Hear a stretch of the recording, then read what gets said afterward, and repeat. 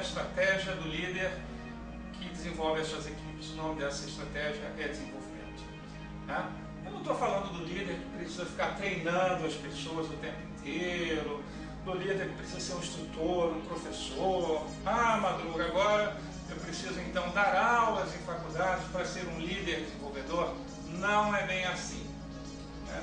Porque não existe apenas a aula para você desenvolver o seu colaborador, o seu fornecedor, o seu liderado. O líder desenvolvedor é aquele que vai pensar didaticamente na situação. Ele vai pensar em situações de aprendizagem dos seus colaboradores ou subordinados, se você quiser assim chamar, e não necessariamente ministrar aula. Uma das ferramentas, eu até já conversei sobre ferramentas, né? Escolher a ferramenta certa é uma função do líder. Né? O estrategista, o líder estrategista que adotou a estratégia de desenvolvimento, ele tem muitas ferramentas para o desenvolvimento da sua equipe. Eu vou citar algumas que a gente mais utiliza nos projetos mais bem-sucedidos. Realmente a estratégia de capacitação é fundamental. Se um colaborador não sabe executar uma tarefa, é desenvolver o colaborador para que essa tarefa seja feita através, por exemplo, da autoinstrução, através da sua instrução como líder também. Então, o líder como mediador do aprendizado é fundamental. Agora, uma outra ferramenta, que não necessariamente é uma aula, é uma ferramenta muito simples de facilitação do líder, que é o líder trazer a informação para dentro de casa. Se você não é bom na didática, na aula, não se preocupa. Traga pessoas, quem sabe as pessoas existem na sua equipe. Talvez uma pessoa na sua equipe seja ótimo, seja um professor universitário, que está aguardando aquele momento para dar aquela aula para os demais colaboradores sobre o lançamento de um novo produto. Então, traga pessoas da sua empresa que gostem de se comunicar para que elas expliquem seus produtos, seus serviços, dentro de uma metodologia mínima de ensino, um encadeamento lógico das ideias e, de preferência, conhecendo um pouco de didática do ensino, porque o ser humano adulto precisa que as informações sejam sequenciais, sejam claras, sejam assertivas, e a didática nos ajuda, nos ensina muito isso. Transformar, né, essas informações em unidades sequenciais para que as pessoas aprendam as coisas em partes e comecem a formar transformações a partir de um todo. Tá? Então, a estratégia de desenvolvimento da equipe é utilizar você como recurso, como instrutor, utilizar instrutores externos, utilizar a educação à distância, utilizar o autodesenvolvimento também, porque nós temos uma fonte, olha, a gente até esquece no dia a dia, mas quantas técnicas existem nos livros, quantas metodologias de projetos, de RH, de engenharia estão nos livros e a gente precisa resgatar esses autores e trazer novamente aqui, lembrando. Pode ser, inclusive, uma coisa tão simples, mas que está, né, digamos, impactando muito o seu projeto. Traga informação, traga artigos, que é também uma técnica infalível, uma ferramenta infalível. Traga papers para discutir com a sua equipe sobre como resolver uma situação de trabalho em cima de um paper, em cima de um artigo, de um case que já fez muito sucesso e é importante o aprendizado de todos. Parabéns, você é um líder desenvolvedor.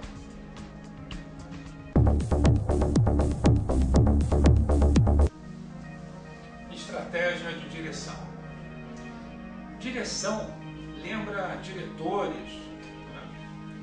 Mas um supervisor é um líder, né? Um team leader, um líder de equipe, um líder de projeto. Aliás, você não precisa ter subordinados para ser um líder, não. Você pode liderar situações, você pode liderar alunos, você pode liderar pessoas em reunião, você pode liderar projetos envolvendo fornecedores, vários players.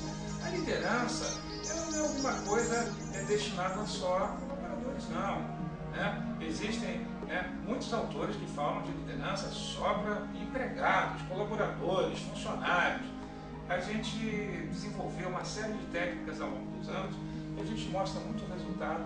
E cada vez mais o líder tem que liderar diversas situações, não apenas com funcionários diretos, funcionários indiretos e parceiros comerciais muitas vezes.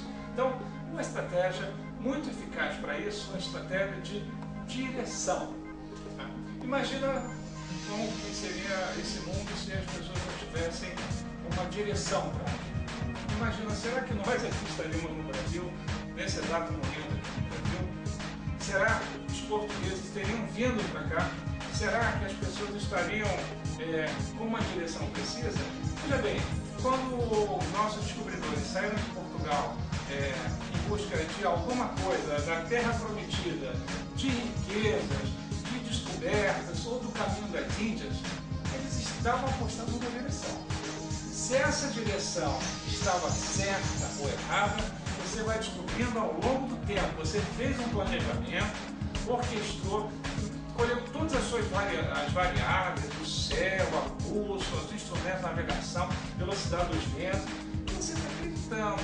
E um velejador, um navegador, ele precisa escolher uma direção, porque triste é aquele líder que não escolhe direção, deixa as coisas acontecerem, o vento batendo no barco, para lá e para cá, e esse barco nunca vai para frente. Então, escolha uma direção. O líder escolhe uma direção para onde vai, para que lado, se ele tem que executar um projeto, se ele tem que fazer uma proposta, uma análise, uma estruturação, ele escolhe o caminho que ele vai seguir, isso é muito importante. Então tá, vamos todos para a esquerda, a 37, a 48 graus. Né? Então, o líder, ele vai coordenar, ele vai trazer, mobilizar as pessoas, comandar as pessoas para que todas elas caminhem em direção para a esquerda, naquela angulação que ele colocou. O líder, ele irá convencer as pessoas, ou melhor ainda, inspirar para que as pessoas pratiquem, caminhem com ele rumo ao sucesso.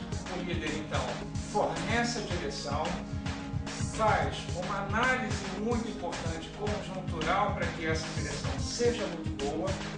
Depois, apresenta essa direção para os seus subordinados e, em seguida, acolhe sugestões, melhorias e, em conjunto com os subordinados, persegue aquela direção naquele instante. Não quer dizer que a coisa seja fixa. Se ele sentir necessidade de mudança, então, se o vento mudar, o vento muda. Você está navegando no polo norte, de repente o vento está completamente desfavorável.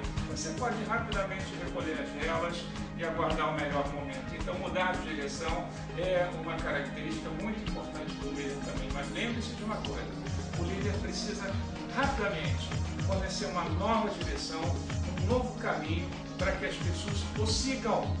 Porque se ele não tem direção, se ele não tem objetivos claros, a linha do tempo, metas claras, ele não está praticando estratégia de direção. E muitas vezes, quando os colaboradores não são tão maduros assim, ou não têm tanta experiência, eles precisam realmente de uma boa direção. É por aqui que você tem que ir e vai que você vai se dar bem. O líder, ele faz isso, ele não espera que as coisas entrem em crise para tentar achar uma solução heróica. Ele dá a direção desde o início, desde o primeiro dia do colaborador. Ele claramente diz o que vai ser feito, quando vai ser feito, o que se espera daquele colaborador, e com o tempo, em conjunto, vai corrigindo a direção. Esse é o papel, um dos papéis mais importantes do líder. Direção, mas a direção com convicção e com amor no coração.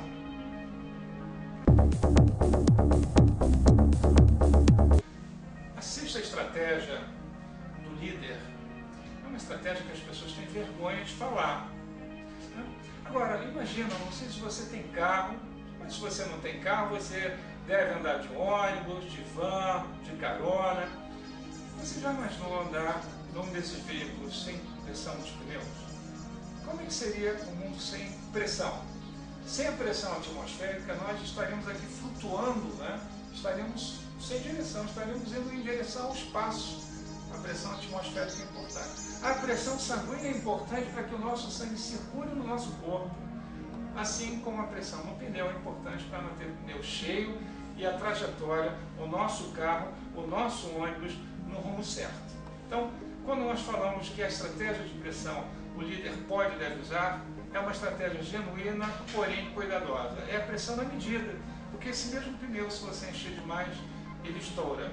Assim como um mergulhador, quando desce, vai numa pressão lá no fundo do oceano, acima da sua capacidade de superar essa pressão, e também não fica nada legal. Então a pressão ela deve ser usada na medida certa e com muito respeito às pessoas e ao colaborador. De que forma o chefe pode exercer a pressão e causar um efeito absolutamente genial na sua equipe, na sua empresa ou nos seus negócios.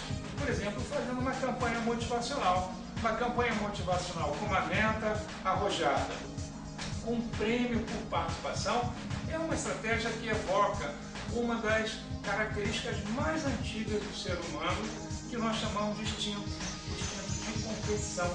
Porque o ser humano, para sobreviver, para termos chegado até aqui, nós tivemos que usar vários instintos de reprodução, de associação, instinto de sobrevivência, de proteção, um instinto fantástico que nós temos e está aqui, está dentro de todos nós, que é o instinto de competição. Se ele for energizado na medida certa, esse instinto de competição entre as pessoas vai fazer com que os colaboradores façam uma tarefa melhor, com mais qualidade, no menor prazo, para que elas sejam reconhecidas.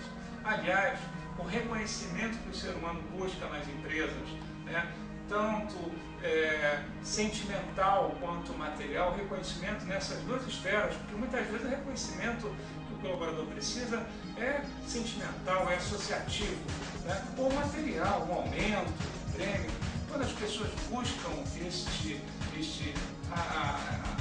preenchimento desta lacuna em suas vidas, que é fundamental, sem isso a gente não vive, o líder pode identificar isso e fazer com que essa busca pelo reconhecimento seja por meio de um resultado importante que se vai atingir no final do mês, no final do ano ou daquele período.